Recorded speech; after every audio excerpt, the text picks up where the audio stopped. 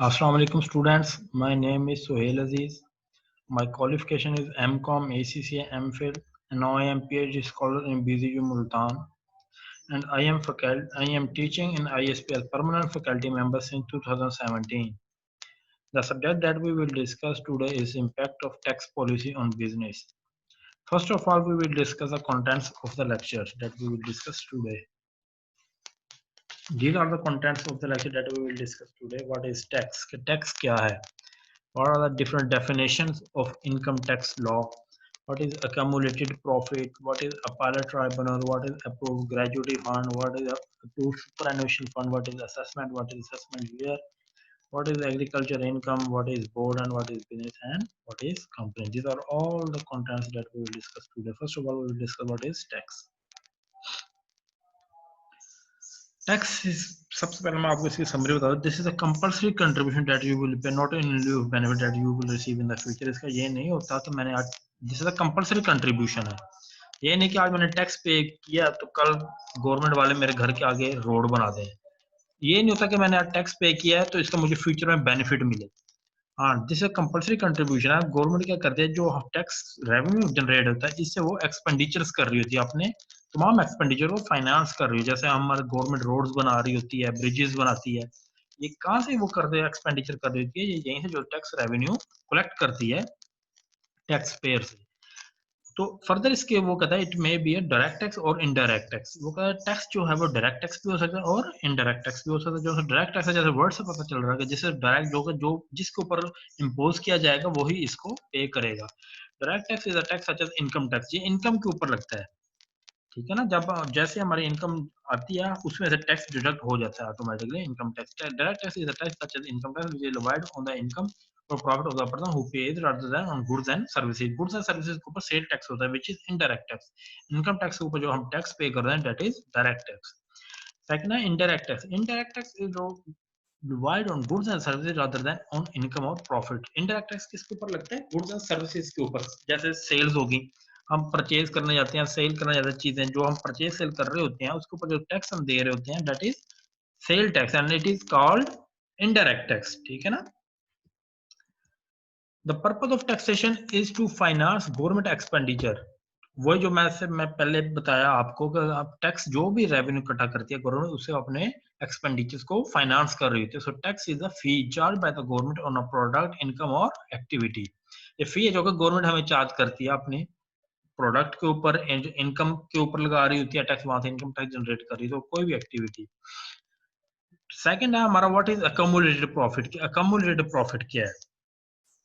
अकमुलेटेड का मतलब क्या होता है, इकट्ठा करना. जैसे हमारे रिटेन अर्निंग्स होती है, retained earnings also called accumulated profit. Profit का वो पोर्शन जो कि हम रिटेन करते हैं that is called accumulated profit and it is also called retained earning.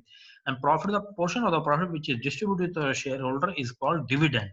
Profit का वो पोर्शन जो कंपनी रिटेन करती है that is called accumulated profit and which is distributed that is called dividend. जैसे हम 20,000 महीने की कोई सैलरी ले रहे हैं कहीं से भी, किसी कंपनी से, तो उसमें से 15,000 हम कंज्यूम किए जा रहे हैं, 5,000 हम सेव करें. जो सेव करें वो ऑटोमेटिकली अकमुलेट ही है हमारी अर्निंग्स. वो ऐसा ऐसा अकमुलेट ही हो रही होती है, इकट्ठी हो रही होती है. तो जो इकट्ठी हो रही थी that is accumulated which is distributed that is dividend. These profit kept in whatever shape will be treated as accumulated profit अब until their distribution to the shareholder. हाँ, अगर वो कहते हैं शेयर होल्डर को अगर डिस्ट्रीब्यूट कर दिया है तो वो फिर डिविडेंड कहलाएगा. until जब तक हम शेयर होल्डर को दे नहीं देते. Next, many businesses prefer to set aside a portion of earned profit for future use. जैसी बात है, हम जो भी अपना पोर्शन रख रहे हैं अर्न प्रॉफिट का वो किस लिए रख रहे हैं, फॉर फ्यूचर यूज के लिए. हमारे फ्यूचर के अंदर ग्रोथ करना चाह रही है कंपनी, अपने एक्सपेंडिचर को फाइनेंस करना चाह रही है, कुछ भी करना चाह रही है, तो वो क्या करती है, इस प्रॉफिट को वो यूज कर रही होती है फ्यूचर पर्पज के लिए.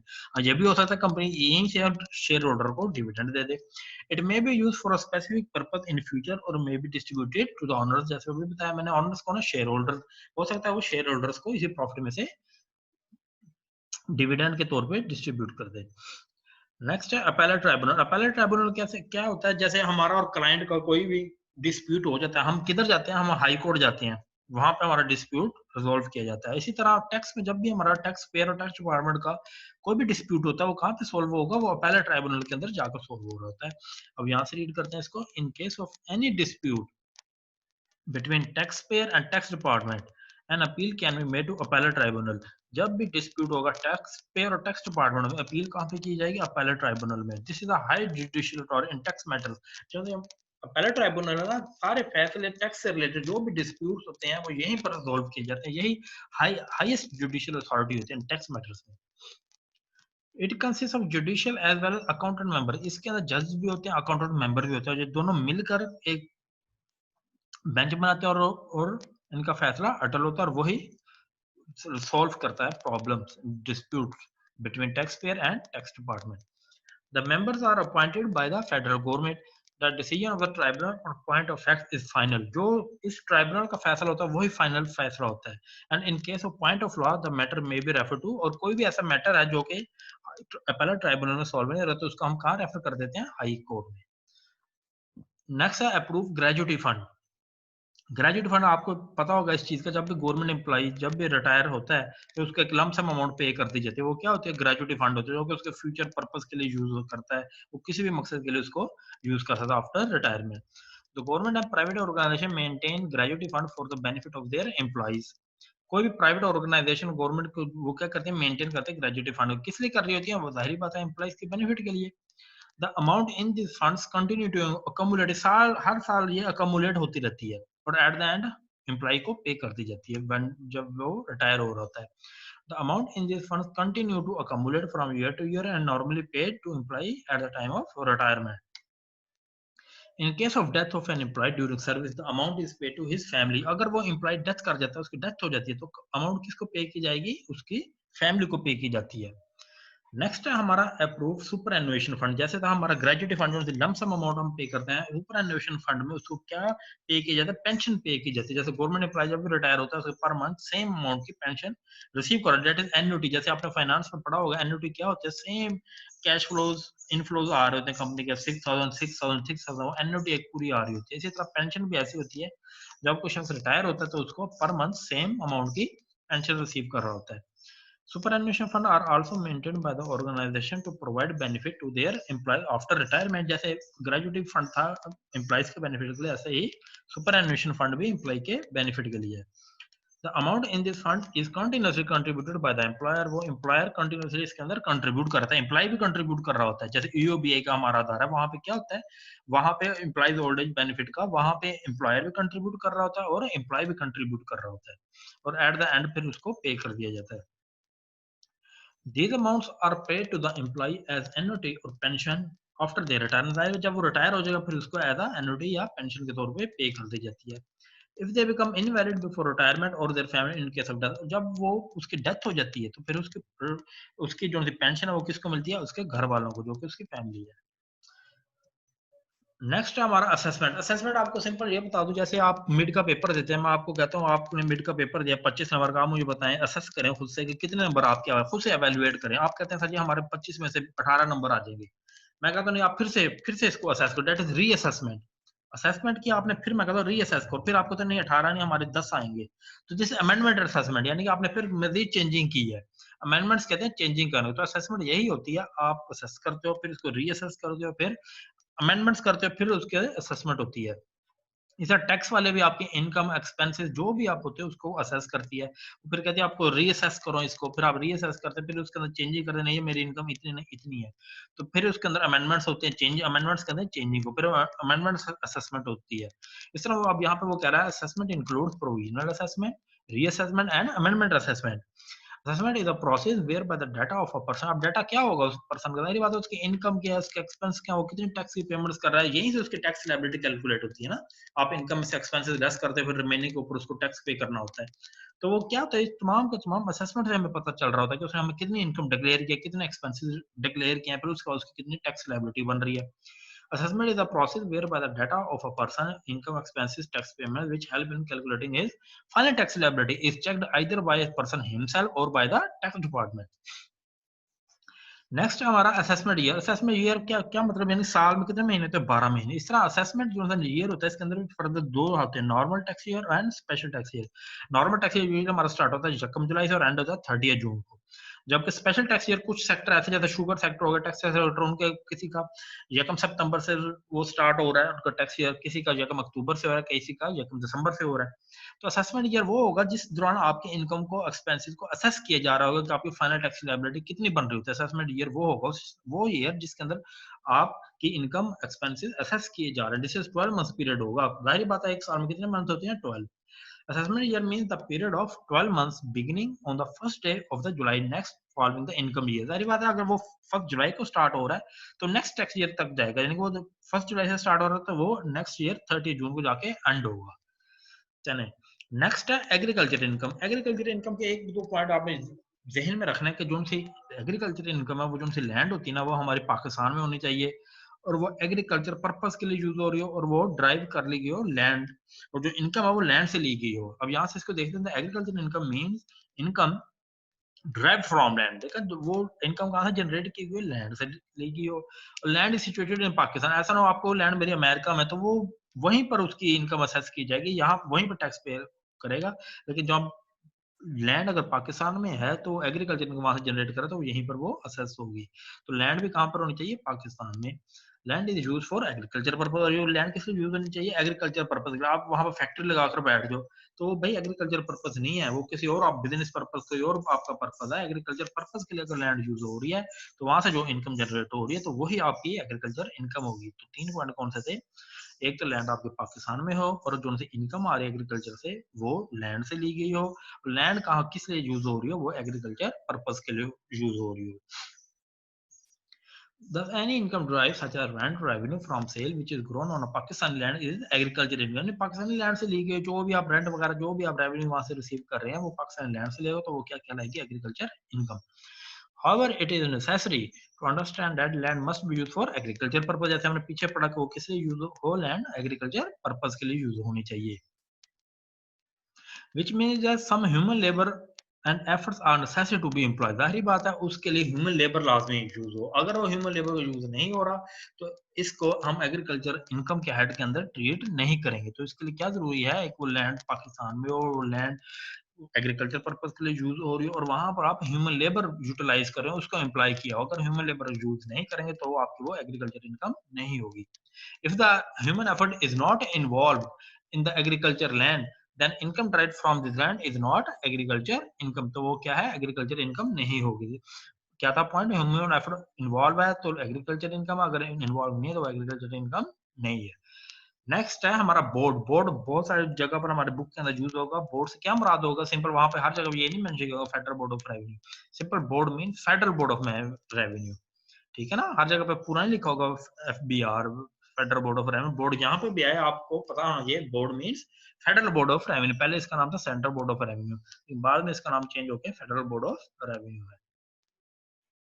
नेक्स्ट है हमारा बिजनेस। बिजनेस आपको तो पता होगा इस चीज का क्या हम करते किस लिए? जाहिर है इसका मेन मकसद जो होता है टू अर्न प्रॉफिट होता है हमारा। बिजनेस भी कई तरह के होते हैं, कई ट्रेड होता है, कोई कॉमर्स होता है, कोई मैन्युफैक्चर होता है, कोई प्रोफेशन होता है, कोई वोकेशन होता है। इसको यहाँ से रीड करते हैं। Business includes any trade, commerce, manufacture, profession और vocation but does not include employment. Employment शामिल नहीं होगी। अगर एम्प्लॉयमेंट शामिल हो गई तो वो तो फिर सैलरीड पर्सन है, वो तो एम्प्लॉय है, वो फिर बिजनेस नहीं है। बिजनेस वो है जहां से आप अपना प्रॉफिट जनरेट कर रहे हो, उसके ऊपर टैक्स पे कर रहे हो। The definition of business includes the following terms। Trade। Trade क्या है? वो कहता है any dealing between two or more parties for the purchase and sale of commodities to earn profit। यानी मकसद तो हमारा है earn profit। ट्रेड में सिंपल आप क्या करते हो? Purchase sale. मिस्टर ए से आपने लैपटॉप परचेज किया, मिस्टर बी को आपने सेल कर दिया, फिर उससे लिया, फिर उसको सेल कर दिया। इसमें कोई मैन्युफैक्चरिंग नहीं है, कोई किसी किस्म का वर्क इन प्रोसेस नहीं है, कोई मैन्युफैक्चरिंग इसके अंदर नहीं होगी। सिंपल आप क्या करते हो? एक चीज लेते हो, परचेज करते हो, उसे आगे सेल कर देते हो। ट्रेडिंग है किस लिए हो रही है? To earn profit. उसके बाद है हमारा कॉमर्स। कॉमर्स में वो कहता है ट्रेड ही शामिल नहीं है, इसके अलावा और भी कई चीजें शामिल होती हैं इसमें। ट्रेड में तो सिंपल ये था हमने परचेज किया सेल कर दिया, परचेज किया सेल कर दिया। लेकिन कॉमर्स के अंदर हम एक्स्ट्रा फैसिलिटीज भी उनको दे रहे होते हैं, जैसे ट्रांसपोर्टेशन, बैंकिंग, इंश्योरेंस। ये तमाम ये क्या आ रही होती है? हमारी टोटल कॉमर्स के अंदर डील हो रही होती है। कॉमर्स को अब यहाँ से देखते हैं। It includes not only trade, इसके अंदर सिर्फ ट्रेड शामिल है, but also all the activity to facilitate the exchange of goods between producers and consumers such as transport। Exchange कैसे होंगे प्रोड्यूसर और कंज्यूमर के दौरान? ट्रांसपोर्टेशन से। ठीक है ना, प्रोड्यूस कोई कर रहा है तो कंज्यूमर तक हम ट्रांसपोर्टेशन के थ्रू उसको पहुंचा रहे हैं, उसके इंश्योरेंस कर रहे हैं, वेयर हाउसिंग कर रहे हैं, मार्केटिंग, बैंकिंग, ये तमाम एक्स्ट्रा फैसिलिटीज हैं जो कि हम कॉमर्स के अंदर प्रोवाइड कर रहे हैं। लेकिन ट्रेड के अंदर ऐसा नहीं था, वहां पे क्या था, simple purchase sale, purchase sale, purchase sale. Commerce में क्या हम एक्स्ट्रा फैसिलिटीज और भी दे रहे हैं अपने कंज्यूमर्स को। चलिए नेक्स्ट है हमारा मैन्युफैक्चर। मैन्युफैक्चर क्या है, जैसे आप कॉस्ट अकाउंटिंग में पढ़ा होगा, रॉ मटेरियल होता है, वर्क इन प्रोसेस होता है, फिर फिनिश गुड्स बनाते हैं। सबसे पहले रॉ मटेरियल के ऊपर वर्किंग होती है, फिर उसकी वर्क इन प्रोसेस बनती है, फिर उसकी फिनिश गुड्स बनती है। जो फिनिश गुड्स होती है उसकी ग्रेटर वैल्यू होती है as compare to raw material. हर स्टेज के ऊपर वैल्यू एडिशन हो रही होती है।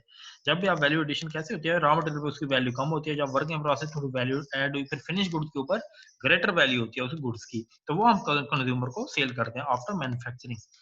अब यहाँ से रीड करते हैं, the term manufacture simply mean transforming inputs such as raw material into a form which has a greater value to customers। यानी हमने मैन्युफैक्चरिंग में क्या किया, अपने इनपुट्स को चेंज किया है। कैसे, हमारे पास रॉ मटेरियल था, हमने इसको ट्रांसफॉर्म किया work in process, work in process से वो क्या बनी, ग्रेटर वूल। वो यही कह रहा है जिसका greater value to the customer. हमने इसको ट्रांसफॉर्म कर दिया, इसको हमने चेंज कर दिया रॉ मटेरियल से फिनिश गुड्स में। जो greater value mean finish good, consumer के पास फिनिश गुड से जाएंगे ना, रॉ मटेरियल तो नहीं जा सकता ना। फैक्ट्री के अंदर तमाम ये प्रोसेस हो रहा होगा और रॉ मटेरियल उसके ऊपर वर्किंग होगी, फिर वर्किंग प्रोसेस होगा, फिर फिनिश गुड्स बनेंगी, फिर उसके बाद जो सी गुड्स हैं जो उसकी ग्रेटर वैल्यू होगी वो फिर हम किसको सेल कर देंगे, कंज्यूमर्स को।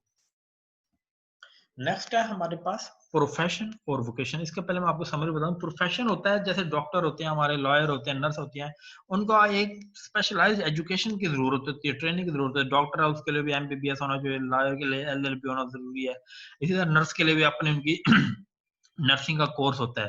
प्रोफेशन में जो से भी आप इसमें होता है कि जो से भी आप कर रहे होते हैं काम, उसमें आपको स्पेशलाइज्ड एजुकेशन की जरूरत होती है। लेकिन वोकेशन में क्या होता है, वोकेशन में आपको स्पेशलाइज्ड एजुकेशन की जरूरत नहीं होती। जैसे आपकी सिंगिंग है, उसके अंदर कौन सी आपको कॉलेज डिग्री चाहिए, कौन सी एजुकेशन चाहिए, कौन सी, उसके अंदर कुछ भी नहीं होता।